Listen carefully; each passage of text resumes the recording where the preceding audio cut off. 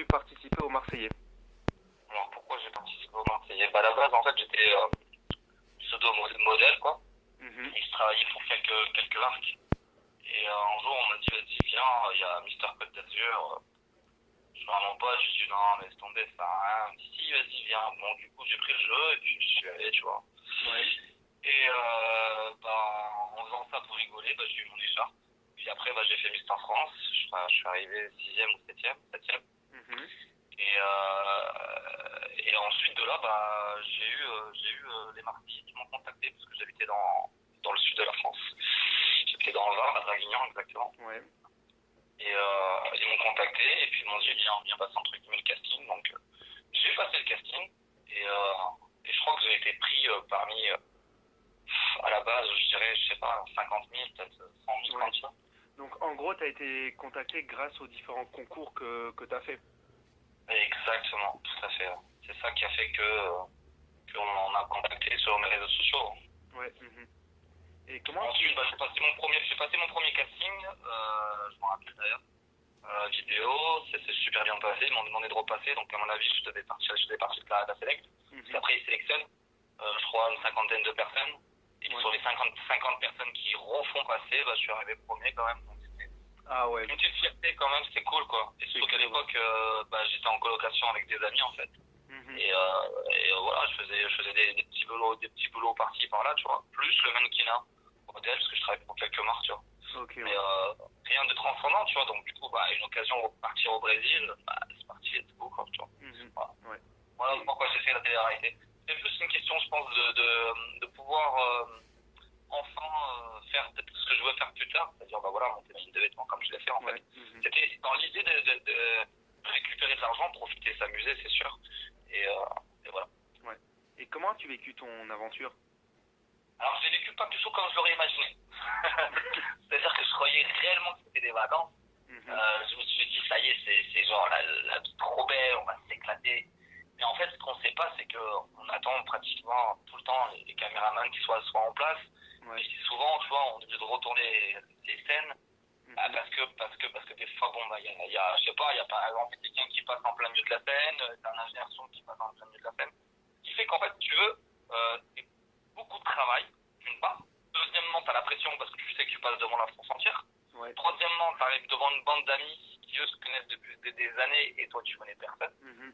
Donc tu te dis, ouais, voilà quoi, t'essaies de faire ta place, sauf que tu peux pas faire ta place parce que eux, leur but, c'est justement que tu rentres pas pour pouvoir garder leur place de leader, entre guillemets. Quoi. Ouais. Donc en fait, le problème, c'est que la production chouchoute un peu tous ces leaders-là, et c'est un peu eux qui ont les bons rôles, on va dire, ils montrent surtout les belles images, quoi. Mhm. Donc on va pas montrer le Julien qui a une crotte de nez, qui est en train de rigoler comme un connard à la piscine, quoi, tu vois. C'est clair, ouais. Ou qui est en train de pisser dans la piscine, tu vois, ou qui est en train de taper Jessica, tu vois, à 4h du matin, parce que je suis obligé de les séparer. Ok, ouais. Qu'est-ce que j'en retiens sinon après si ça m'a rendu bon parce que sincèrement sans ça je n'aurais pas pu faire tout ce que j'ai pu aboutir à mes projets jusqu'à présent tu vois. Mhm. Mais c'est pas pour autant que j'admire la télé-réalité. Ouais. Ok. Voilà. Et dans Les Anges, ton projet pro était pâtissier. Et où est ce projet maintenant? Alors dans les Anges, il faut savoir que moi je voulais rentrer en tant que modèle ou coach sportif, plutôt coach sportif d'ailleurs. Mhm. Et ça l'a pas fait parce que j'avais pas eu mon diplôme. Et que surtout, ils avaient besoin d'un pâtissier. Ouais, À l'image, c'est sympa d'avoir un cuisinier pâtissier, donc du coup, on m'a un peu imposé, en fait, si tu veux. ok, ouais. On m'a un peu imposé. Et en plus, en même temps, moi, j'ai été pâtissier pendant 5 ans quand j'étais jeune. J'ai fait mon contrat d'apprentissage, j'ai eu mon CAP. Puis après, j'ai fait de la pâtisserie fine, j'ai travaillé avec des grands pâtissiers. Ouais. Mais j'ai arrêté, tu vois. Puis après, j'ai fait plein d'autres choses, et après, j'ai fait du mannequin. Voilà, donc du coup, c'était quand même un challenge. Ça fait 10 ans que j'ai pas fait de pâtisserie. Ah oui, quand même, ouais. 10 ans. Et faut savoir que quand même, quand ils m'ont présenté le chef, c'était le 3e meilleur français pâtissier quand même. Mhm. C'était pas n'importe qui. C'était du haut level, hein. Et, ouais, du haut level. Et il faut savoir que j'ai réussi à réaliser tous les gâteaux qu'il m'a présentés. Ouais. Et Mhm. qu'il m'a fait. Ouais. Donc, mais vraiment tous, c'est pas un appareil où j'ai chuté, quoi. Mhm. Donc ça veut dire, voilà, j'ai quand même des acquis, sans vouloir me faire des grosses... C'était pas mon but, moi, à la base, je vais dire une chose, quand je suis sorti des Anges, je voulais certainement pas devenir pâtissier, c'était fini pour moi. J'étais mis un rentré en tant que pâtissier parce que j'avais pas dit. Moi, j'aime bien, moi, je suis quelqu'un qui est fêtard, j'aime la fête, j'aime bouger, c'est clair, j'aime les femmes. Voilà. Ouais. Et quelles étaient les vraies raisons de ton départ des Anges? Alors, mon vrai départ, ça a été que, premièrement, le truc, c'est que je me suis retrouvé à un moment donné où tous les anges se sont mis contre moi parce que, justement, ça les intéressait pas de m'intégrer au groupe et s'ils savaient, enfin, s'ils faisaient en sorte que, je n'existais plus à travers les histoires et à travers les écrans, ils savaient que, je devais sauter, quoi. Ouais. Donc, c'est tout à leur avantage de me faire sauter, quoi, entre guillemets. Maintenant, après, j'aurais pu prouver, montrer, etc. Mais tu peux trop rien prouver, montrer, ni quoi que ce soit si les gens ne parlent pas et t'esquivent. C'est clair, ouais. Donc, c'était un peu compliqué, quoi, aussi, encore une fois, tu vois. Le problème, c'est que dans toutes les télé-réalités, on a un peu mis les bâtons dans les roues, quoi. Ouais.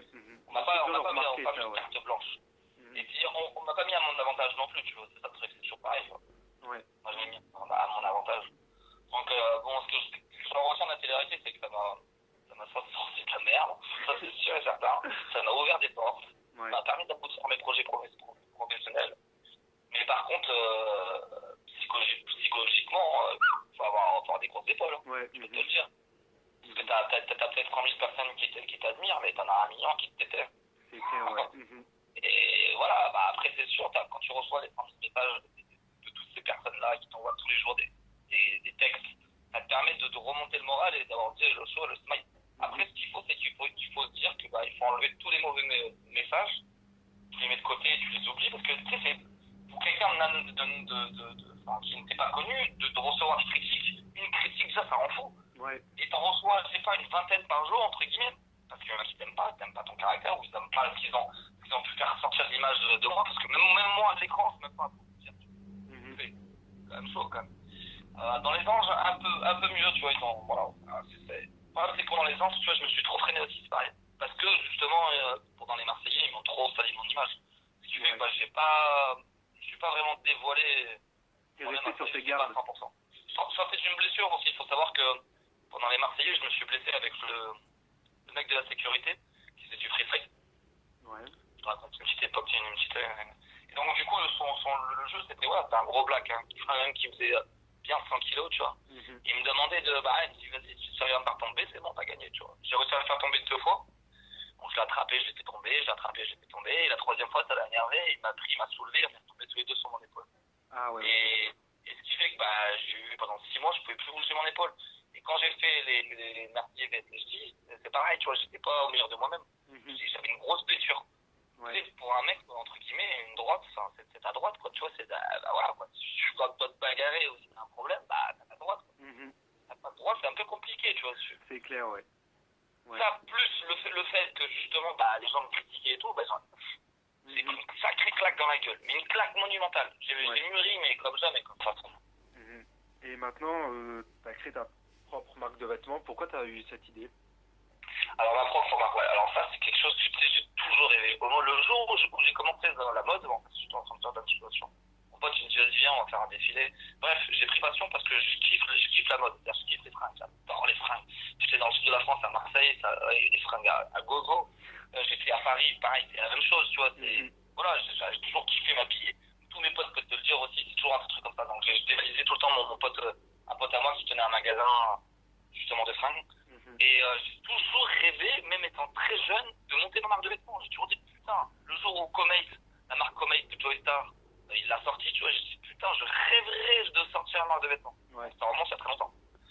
Et je dis un jour, si j'ai l'occasion et que je suis un peu connu et j'ai un peu d'argent, j'aboutirai à mes rêves, quoi.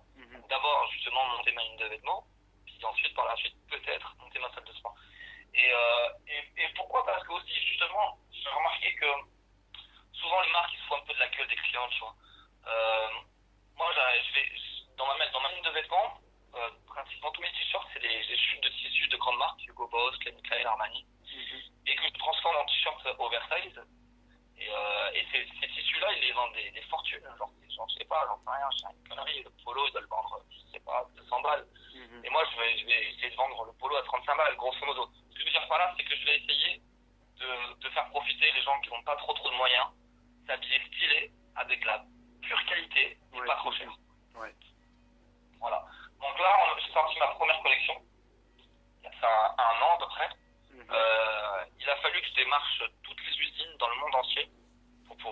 faire mes idées et de pouvoir travailler avec une usine stable. Ça a été un boulot, mais genre, je ne peux même pas imaginer. Entre parenthèses, j'ai sorti une pseudo mini deuxième collection. J'ai mis des bombers, des jeans, des ensembles jogging pour justement pas que trop mes clients patientent trop en attendant que je travaille sur tout ça. Si j'ai cherché ces usines-là, c'est parce que je veux travailler avec les grossistes de France, qui eux distribuera dans toute la France. Ouais. Il faut savoir que quand j'ai sorti ma ligne de vêtements, la boutique officielle, le plus grand site en ligne, a voulu travailler avec moi. Maintenant, j'ai une autre personne qui va travailler avec moi, c'est Ilan Five. Donc justement, je travaille pour lui là. Je suis en train de préparer ma toute nouvelle collection qui va arriver là, bientôt, incessamment sous peu. Il y aura 30, voire 40, voire peut-être 50 nouvelles pièces, nouveaux t-shirts. Okay. Tout type de forme, mais toujours dans l'esprit du MK. Donc tu restes dans les t-shirts. Mais ça, c'est juste un premier coup. Je vais faire ça donc du coup avec Ilan Five, qui lui est déjà implanté, qui travaille déjà avec Paga, qui a un magasin de fringues là-bas. Enfin bref, ça c'est un truc. J'ai un deuxième truc. Donc du coup, grâce à ça, ça me permettra d'aboutir à mes projets, gagner de l'argent, c'est sûr. J'imagine bien que si je vends 100 ou 200 000 pièces à cette personne-là qui va distribuer dans toute la France, je vais gagner de l'argent. Et là, je vais pouvoir nourrir mon site. C'est-à-dire nourrir en jean, en bomber, en veste, en t-shirt, en chemise, etc. etc. Ouais.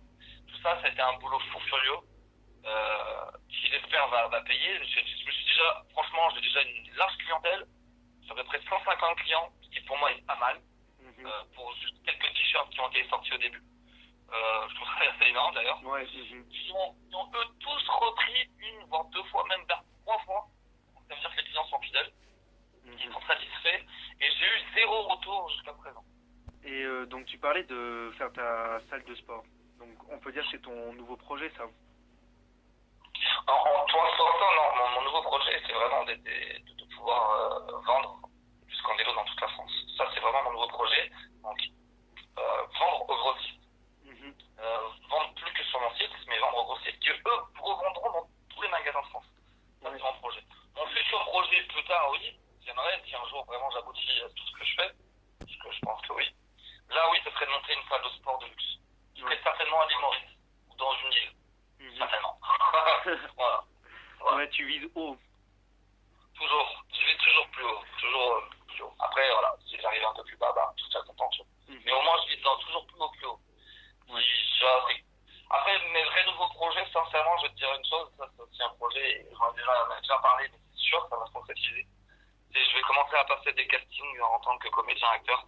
Je vais essayer de rentrer dans le monde du cinéma, dans le monde des feuilletons, etc. Ouais.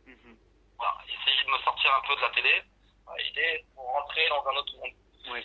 Maintenant, je pense pas pouvoir, je pense pas que je vais réussir à percer du jour au lendemain, mais je vais me donner les moyens et je vais pas lâcher l'affaire. Je suis quelqu'un qui est déterminé et je lâcherai pas l'affaire. Je lâcherai pas l'affaire. Si je suis pendant 1 an, 2 ans, 3 ans, j'ai des échecs, je continuerai, je ne laisserai pas. Je ne baisserai pas les bras.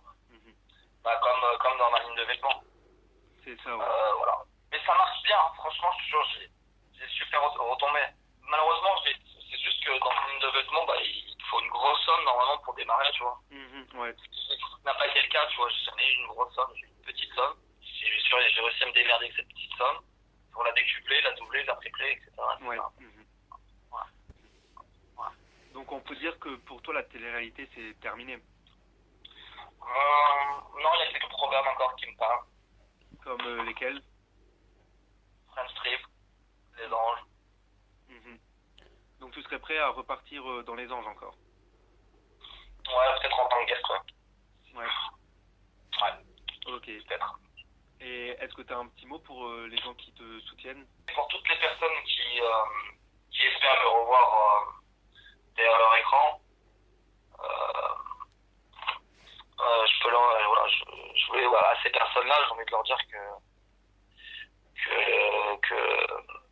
déjà d'une part j'ai failli retourner très récemment sur French Street 3.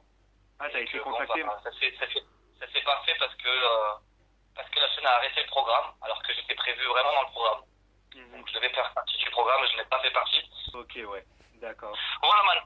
Voilà. Ok. C'est gentil de ta part. Voilà, non, c'est moi qui te remercie d'avoir pris.